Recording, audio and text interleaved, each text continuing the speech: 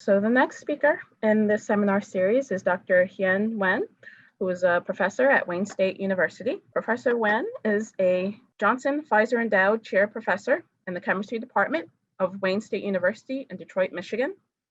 One of the major programs in the lab of Professor Nguyen is to develop well-defined sulfated polymeric and oligomeric carbohydrate molecules as potent inhibitors of heparanase and SARS-CoV-2 for studying cancer metastasis, tumor cell invasion, diabetes, viral infection, and Alzheimer's. The second program in his group involves the development of new catalytic methodologies for the stereoselective construction of alpha-1,2 cis glycosides. His lab is also involved in the development of catalytic and enantioselective methods for the synthesis of fluorine-containing compounds, as well as a rapid method for incorporation of fluorine-18 into organic molecules. Fluorine-18 containing compounds play a prominent role in positron emission tomography imaging, PET imaging, and is one of the most rapidly growing areas of non-invasive medical imaging.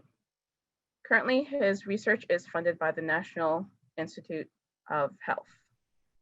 Professor Nguyen joined University of Iowa as an assistant professor in 2009 and became an associate professor with tenure in 2013. In 2018, Professor Nguyen joined Wayne State University. Before beginning his independent career, he was an NIH postdoctoral fellow in the lab of Professor Barry Trost at Stanford University. He obtained his PhD in organic chemistry under the direction of the late Professor David Ginn from the University of Illinois at Urbana-Champaign, and a BS in chemistry from Tufts University in Boston. So we are happy to welcome him to present his talk today, which is the discovery of sulfated glycopolymers as potent inhibitors of heparanase and SARS-CoV-2. Thank you, Pamwood, for a very kind introduction. So I think today I had the opportunity to present the work that we did in the past 3 or 4 years on the Heparanase project and how we recently bring the Heparanase project to the COVID-19 project. So heparanase, the inactive form in the Golgi and it transferred to the lysosome, and it cleaves by the cathepsin in lysosome to form the active form in the heterodimer. And the crystal structure of the heparanase were reported by Gillian Davis and co-worker in 2015. And you can see it's shown here. It have the binding clamp of 10 angstrom, and then in the chalic binding clamp, they have a 2 chalic residue glutamate 225 and glutamate 343. Let me see if I can use the pointer right here. Okay, let me see. Sorry. Maybe, oh, this is better. Can you guys see the laser pointer? Yes. So what heparanase does, it cleaves internal beta-1,4 linkage, specifically between the sulfate glucosamine and glucuronic acids of the heparan sulfate polysaccharides. And when it clears the heparan sulfate polysaccharide, it releases the heparan bound molecule that support tumor growth, tumor cell invasion, and degradation of heparan sulfate by heparanase, leading to the disassembly of the ECM and BMs membrane. And you can see here the structure of heparan sulfate proteoglycans. Basically, it can be found on the cell surface of on human cells and present in the extracellular matrix. It's a linear polysaccharide composed of the repeated disaccharide of glucosamine, iduronic acid. It can be either glucuronic acid or iduronic acid, and the sulfation parent is variable. So what it does is that heparan sulfate play a very important role in ECM integrity and pair function, or even on the cell-cell interaction, and it is degraded by the heparanase. And importantly, it interacts with viral surface protein, including the recent SARS-CoV-2 spike protein, and it serves as a co-receptor for several viruses. And as you can see right here with the structure like that, the heparanase specifically hydrolyzes the glycosidic linkage between the glucuronic acid and glucosamine. And then the sulfation pattern on the glucosamine is very important for the recognition by heparanase. So why heparanase is a good target for drug discovery? Because heparanase have been isolated and characterized. It simplified the rational design, drug design. And recently, the crystal structure was reported by Gideon Davis and helped us further design the heparanase inhibitor. And this is the only known glycosidic enzyme that catalyzes the hydrolysis of heparan sulfate. And it is overexpressed in cancer cells. And the knockout experiment showed that heparan activity is not vital to the survival in either mouse and mice. So a lot of small molecules have been developed as the inhibitor of heparanase, but none of them have been advanced to clinical trial. Only 4 carbohydrate molecules have been advanced to clinical trial. And you can see that heparin is a very potent heparanase inhibitor. But because of anticoagulant activity, it's a limited use for the cancer treatment due to the risk of bleeding. And 3 other carbohydrate molecules, PI88, advanced to clinical trial, phase 1 clinical trial, but it was terminated due to its anticoagulant activity. And it also antibody-induced thrombocytopenia. It means that it can be life-threatening thrombosis, leading to stroke, heart attack, and cardiovascular related death. Another heparin modified compound, SSG001, actually it's very potent for an inhibitor of heparanase, but unfortunately it activates cells of the immune system such as macrophage. And it finished phase 1 clinical trial in 2016. To this date, it had not been advanced to phase 2 clinical trial yet. Another heparin modified molecule, MO42, it also terminated after phase 1 clinical trial due to the antibody-induced thrombocytopenia. So how do we enter this project? How do we design the glycopolymer that well-defined and specific inhibits heparanase activity with minimal cross-bioactivity? So here is our design. And you can know that with the help of the crystalline structure, and it know that the trisaccharides, so the trisaccharides of heparan sulfate spending the +1 to -2 subsize of the calyx cleft of the is very important for recognition. So, and the heparanase specifically clear the beta linkage between the glucuronic acids and glucosamine. So what we decide to do that, we know that the sulfation pattern is very important for heparanase recognition. Number 2, we know that the disaccharide, the glucosamine and glucuronic acid are important for heparanase recognition. So we keep the disaccharide intact, and we don't want our desired disaccharide content hyaluronic acid to minimize the cross-bioactivity. And when we replace the glucosamine unit at the +1 subside with the scaffold so that we can disrupt the heparanase hydrolytic nature. So what we try to do that here, the disaccharide that we in our design, and the scaffold we use right here, the polymerized scaffold, the oxynobodienone, it's a very well-known scaffold that has been used for drug delivery and biocompatible. So in our design, we hypothesize that we can generate the disaccharide with the linker, and then the disaccharide monomer then undergoes ring opening metastatic polymerization to generate the glycopolymers. So before we actually synthesize the compound, so my former graduate student, Eric Clacton, he designed monomer using the Yasara program, based on the program developed by the ROMP group at University of Georgia. And you can see right here, the disaccharide actually located at the -1, -2 subside of the heparanase. And then the side chain carboxylic is very important right here. It actually interacts with the thymine 275 and arginine 272 at the heparin binding domain 2 of the heparanase. And then the C6 sulfate right here actually interact with the arginine 64 lysine 339 and threonine 391 at the heparin binding domain 1. And then the triazone units right here actually form a network of pi-cation interaction and hydrogen bonding interaction. And you can look carefully right here in the structure right here. You see the chalic residue right here, 225 and glutamate 343 are very somewhat near the glycosidic linkage right here. So we measure the distance between these two residues from the glycoside bond right here. And you can see that they further away, the glycoside bond is further away from glutamate 225 and 343. As a result, we hypothesize that our compound may not be hydrolyzed by heparin. Keep in mind that currently there is no software structure that can dock the glycopolymer. As a result, we can only limit to the docking of monomer.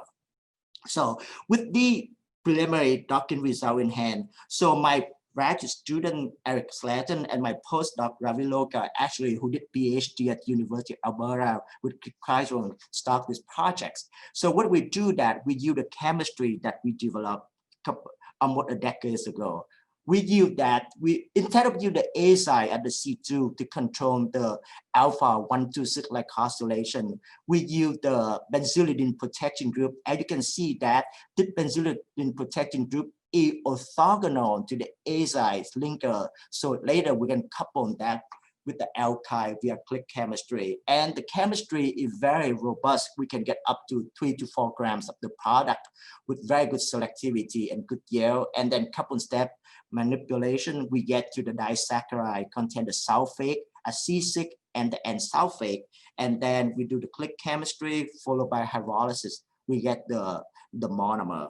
So the next step is the very key step to generate the glycopolymer. So the solvent system is very critical right here. We use a combination of dichloromethane and dichloroethane and trifluoroethanol because the compound does not dissolve really well in dichloroethane. And you can see that the larger the polymer, we need to increase the ratio of the dichloroethanol.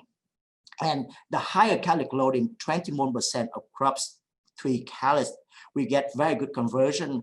And then the degree of polymerization repeating unit N equal 5, like 5 repeating unit of this disaccharide. And we lower the caloric loading to 9 mole%. We can get up to 12 repeating unit of this disaccharide. So with the glycopolymers, with N equal 5, 9, and 12, then we can test them for the ability to inhibit the heparanase activity. We use the TRFRET assay. And you can see that increase the polymer length, the molecule become more potent. With N equal 12, we can get the IC50 value up to 0.1 nanomolar concentration. And it's much more potent than even the heparin. With heparin, the IC50 value about 0.54 nanomolar. And you can see that we learned that our glycopolymer with N equal 12 is very tight binding inhibitor to the heparanase because the IC50 value is almost the same as the concentration of the enzyme that you in the assays. So the next couple of experiments want to try to do with that to test the cross bioactivity of our glycopolymer with heparin binding protein, because this is one of the reasons why many heparin modified compounds fail at the clinical trial. The first one we test, can our compound exhibit anticoagulant activity? And we use the standard assay, chromogenic assay, substrate assay, and we test the ability of our compound bind to the factor 10A and 2A, how it's compared to heparin and low molecular weight heparin. As you can see right here, heparin binds strongly to factor 2A, and low molecular weight heparin also binds strongly to the factor 10A. In contrast, our compound exhibit no anticoagulant activity at all. So it means that our compound is specific for heparanase and have no anti-coagulant activity compared to heparin. And we then test that with the number of heparin binding proteins. The first one we want to test with growth factor. Ideally, if it can bind to the growth factor, inhibition is good.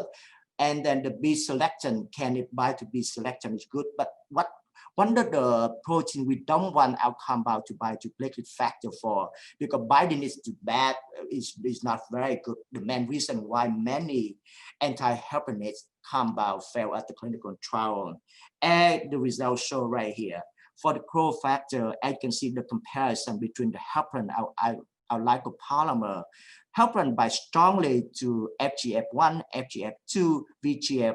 Our compound only bind moderately to the growth factor, but in contrast to the heparin, our compound do not bind strongly to platelet factor 4. This is, we're very excited with the outcome. So these are some of the experiments that we can do in the lab. The next, what we try to do is that we collaborate with our collaborator, Professor Vodosky at Technion in Israel Institute of Technology in Israel, to study the metastasis study. We see whether our compound can stop the cancer cell metastasis into the lungs. For example, and you can see right that Vodosky lab inject the 41 breast carcinoma cell into the 3 group of mouse, and the cancer cell metastasize into lungs. And then the imaging will perform on day 7 after cell inoculation. And you can see that outcome for our 5 mouse of glycopolymer almost stop the metastasis into the lungs. And this compound even more potent than the SST01. So basically, this is really exciting, the result. And the next experiment that the Professor Vodosky group to do is to test the compound, the ability of the compound to inhibit myeloma tumor cells. And you can see that, so basically what they do is that they inoculate, they implant the MBC11 myeloma cell into mice. And then the mice triggered our compound with glycopolymer with the PBS control and actually with SST01. And the experiment will terminate at day 14. Then tumor size will calculate and then wait.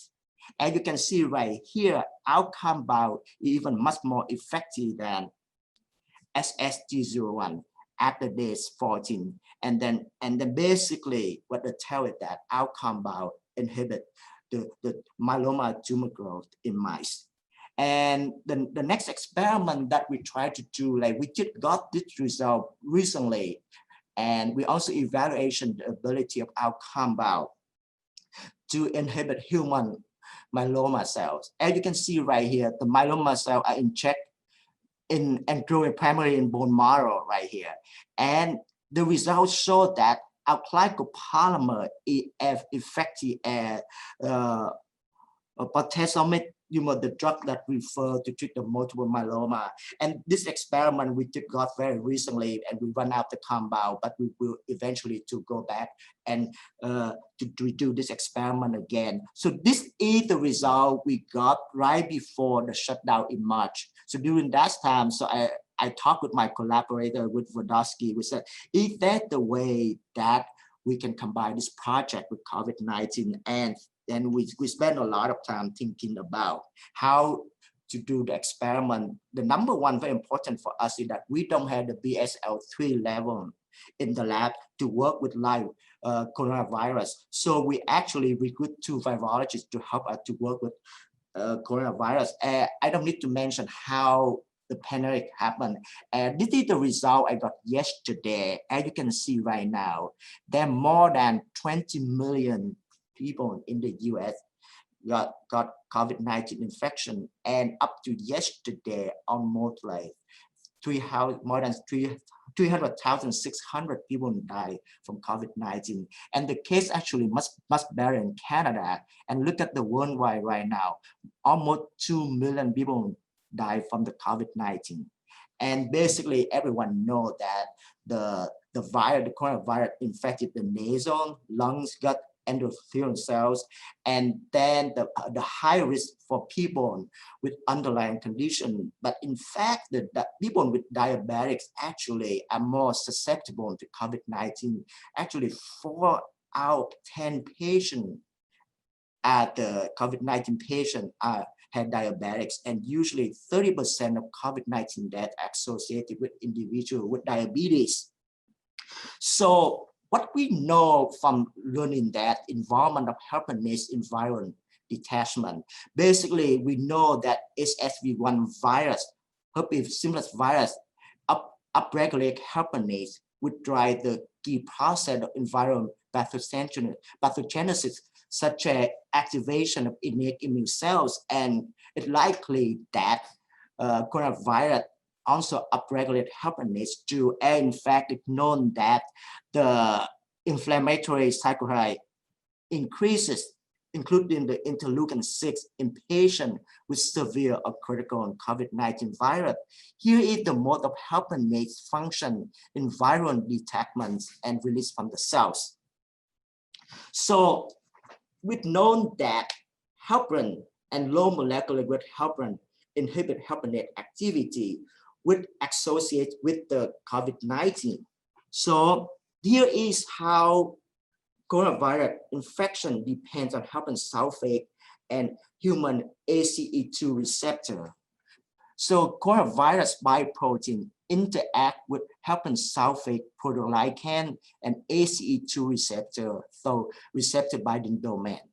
So basically heparan sulfate promotes spike protein and ACE2 interaction. So we hypothesize that COVID-19 infection is co-dependent on both the heparan sulfate and ACE2 receptor. And it has been demonstrated that heparin and non-anticoagulant activity, heparin derivative, blocks SARS-CoV-2 binding infection by competing with heparan sulfates.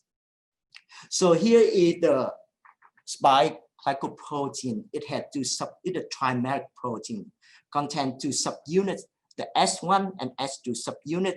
The S1 is for binding to human ACE2 receptor for entering the host cells, and the S2 subunit to mediate the membrane fusion. So, Linhart group had done the SBI experiment to show that both the monomeric spike protein and trimeric spike protein bind strongly to heparin with KD for the monomeric almost 40 picomolar, and did with the trimeric almost for 73 picomolar concentration. And they also do the comparative binding study against the coronavirus, and they show that heparin can inhibit again spike protein with IC50 value of 56 nanomolar. Low molecular weight heparin is less potent, only 26 micromolar. But we know that, low molecular weight heparin in COVID-19 patients have a lot of favorable effects, such as it prevents the viral infection. It's also reduced anti-inflammatory activity. But why heparin or low molecular weight heparin must be used with care when we administer with the COVID-19 patient? Because every I talk about that heparin bind to anti-thrombin protein, result in the anticoagulant activity, and as a result, use of heparin or low molecular heparin can lead into excessive bleeding. And it knows that heparin bind to platelet factor 4, that results in the antibody-induced thrombocytopenia. And then this side effect develop in 20 to 50% of patients. And then another thing is that for the potential contamination of using heparin, and a lot of us know about the case happened in 2008, about 80 people in the US died with heparin because it was contaminated with oversulfate with polysaccharide. So we ask ourselves, can our glycopolymer compete with heparan sulfate for binding to SARS-CoV-2 spike protein? So this is what we propose. We think that our glycopolymer will bind to the spike protein of coronavirus and prevent from the complex, and that complex cannot bind to ACE2 receptor for entry. So, we got a library of glycopolymer. So when our lab will allow us to open in June, we test with 4 compounds that we had in hand. So the glycopolymer 2 with the sulfate at C6, and then with 12 repeating units, as you can see, it's the most potent heparanase inhibitor. It can inhibit it can bind to the SARS-CoV-2 spike protein with 66 nanomolar IC50 value, decreased the polymer length, decreased potency. Actually, we found out that actually the C3 sulfate, the sulfate at C3 position is more potent than the sulfate at C6. And then, in fact, both the sulfate at C3 and C3 are the most potent compound. Right now, we try to work to install the sulfate at the nitrogen position. And as you can see that with the heparin, it's more potent our compound. So we actually do the computation experiment between the immobilized heparin, an glycopolymer, and Aristra, a synthetic anticoagulant pentasaccharide. As you can see that the binding activity of glycopolymer 5, this is the glycopolymer 5, is almost similar to that of heparin. Interestingly, the Aristra, the oligosaccharide, exhibit no binding activity at all. So the next one thing that we really want to do is that how can we test our compound into the live virus? And for this, we collaborate with Professor Dana Work, who is an MD, and Dr. Pennett, who is the virologist at Hebrew University in Jerusalem and Hadassah Medical Center. So what they do is that because Dr. Work can work directly with the patient. So what they do is that they can get the swab sample from the positive COVID-19 patient and use it to infect the vector culture cells. And then after 72 hours of incubation, they use the PCR to measure the viral replication. So what they do is they quantify both the viral subgenomic and genomic and RNA, because this dual RNA measurement is very important for screening inhibitor, because that can interfere with viral replication, that the subgenomic RNA with viral entry or release that the genomic RNA. As you can see from the rabbit antibody tens here, after 72 hours, as you can see, with this one is uninfected vector cell, and this is the virus infected vector cells. So the next one they do is that they test a number of compounds that apply to the that contain in the infected vector cell, and after 72 hours, both the genomic and subgenomic RNA of the virus were measured by PCR. As you can see right here, non-treatment, almost 100% infection. So remdesivir, that the control compound, inhibit coronavirus infection by 50%. As you can see that both the heparin and low molecular weight heparin also significantly inhibit COVID-19 infection. Our compound actually also, particularly for the genomic viral RNA, is a marked inhibition of genomic viral RNA. And you can see that it suggests that it probably due to the preferential effect of the heparanase inhibitors. So we also do the dose response at different concentration of glycopolymers. And you can see that we observe the dose response inhibition up to 100 microgram per ml. And then at 100 microgram per ml, glycopolymers to inhibit SARS-CoV-2 infection by almost 80%. So this is what we got the results so far. And I just want to give some summarize what we've done to us. So we designed the glycopolymer, not only the potent inhibitor of heparanase, but it can serve potentially to attenuate the SARS-CoV-2 infection. Basically, what our glycopolymer do is that it replaces the heparan sulfate and serves as both the inhibitor of heparanase and SARS-CoV-2. And so what we plan to do in the future is to develop the ex in vivo organ culture, and then for testing inhibitor of SARS-CoV-2. Because the reason is that, it's not easy to do that in mice, in vivo in mice, because mice do not express ACE2 receptor. Only transgenic mice can do that, but it's very expensive. We need a long way to order from projection lab. And both Dr. Work and Pennett developed the ex vivo organ culture that very resemble the in vivo experiment because they do maintain the tissue architecture. And then another thing that we try to do right now, we did develop the new class of glycopolymer, much more efficient than the one I showed you. For example, I showed you that the glycopolymer do a very potent inhibitor of heparanase. And then it can also inhibit the spike protein with IC50 value of 63 nanomolar, and it reduced the coronavirus infectivity by 80%. But as you can see, it took 32 steps to make this compound. Basically, it took 7 steps to make the glucosamine, or 8 to 10 steps to make the glucuronic acid, like glycosylation, derivatization before we can let the glycopolymer.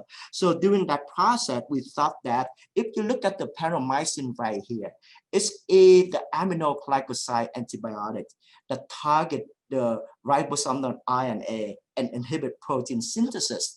And you can see the disaccharide unit here can be very easy to obtain by hydrolysis. And the disaccharide almost resembles the disaccharide that we found in GPM2. It does contain the glucosamine, and we hypothesized that the 2-deoxytryptamine can mimic the function of the glucuronic acid. And we make the glycopolymer, and you can see that we put the sulfate and sulfate right here. Hopefully it will resemble the carboxylate group. And then we found out that this compound actually is very, very potent too. It inhibits the heparanase with IC50 value of 0.45 nanomolar. And it also inhibits the spike protein with IC50 at 48 nanomolar. And the synthesis can be made in 12 steps. And Nguyen, my graduate student, is working on this compound right now. So with that, I need to conclude and show that basically the 2 key players for this project is Dr. Ravi Loka, and he's right here, and my former PhD student, Eric Sladen, who now postdoc with Peter Seeberger, and my another graduate student, Nguyen, is actually working that new class of glycopolymer, and then we're very excited with that new result because it significantly shortened the synthesis and allow it to get access to grams of the compound for further studies. And then I would like to acknowledge my collaborator, Professor Vodosky. He is the one expert in heparanase, and he actually, really helped me in the last 3 or 4 years with the heparanase project. And during the shutdown, we worked together to recruit both Dr. Dana Wolf and Dr. Amos Pennant for the COVID-19 project, and then the NIH and other funding to support my research. And finally, I'd like to thank all of you for your attention.